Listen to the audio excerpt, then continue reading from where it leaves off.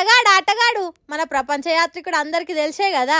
వండుకున్నోనికి ఒక్కటే కూర, అడుక్కున్నోనికి 60 కూరలు అని ప్రతి వీడియోలో చెప్తాడు కదా ఈ మోతేవారి. ఇక ఇప్పటి సంది ఒక్క దేశంలో ఉన్నోనికి ఒకటే కేసు, దేశాలు తిరిగేటోనికి లెక్కలేనన్ని కేసులు అని చెప్పుకోవాల్సి వస్తుంది కావచ్చు.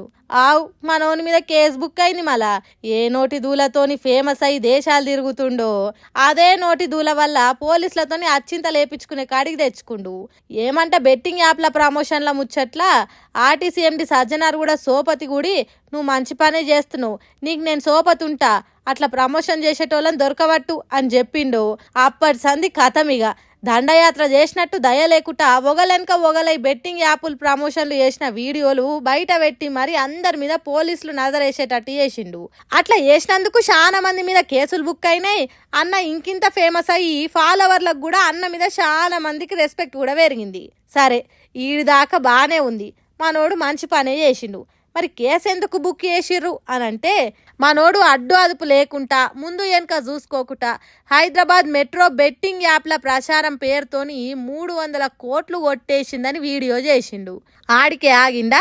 300 కోట్ల లంచం తీసుకొని 3 బెట్టింగ్ యాప్లను ప్రోత్సహించిర్రని సీనియర్ అధికారుల పేర్లు బయటికే బాజాప్తా చెప్పిండు. కథమిగ శాప వలల చిక్కుడే ఆలస్యం. నువ్వు ఎసోంటి ఆధారాలు లేకుండా నువ్వు అట్లెట్లా తప్పుడు ప్రచారం చేస్తావు?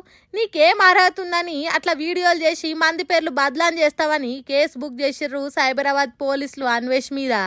అసలే మనోడు ఏడ దొరుకుతాడా అని దెబ్బతిన్న పాములన్నీ కూరలిప్పి కాటయ్యనికే తయారున్నాయి. ఇక ఊకుంటారా?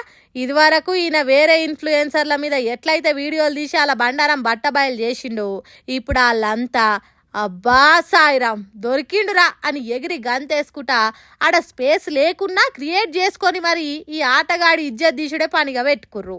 మరిగా సోషల్ మీడియాలో అన్న ఫాలోయింగ్ గురించి అందరికీ తెలిసేనాయే. అన్వేష్ అన్నకు సపోర్ట్ చేసేటోళ్ళు అయితే వీఆర్ విత్ యూ అని కామెంట్లు చేసుకుంటా అండగున్నారు. ఇక సొట్లు పెట్టి ఇజ్జత్ తీసేటోళ్ళు వాళ్ళ పనులు వాళ్ళు ఉన్నారు. మరిగా ఈ కేసు కథ ఎన్ని దినాలు సాగుతుందో, ఎంత దూరం పోతుందో ముందు చూడాలి.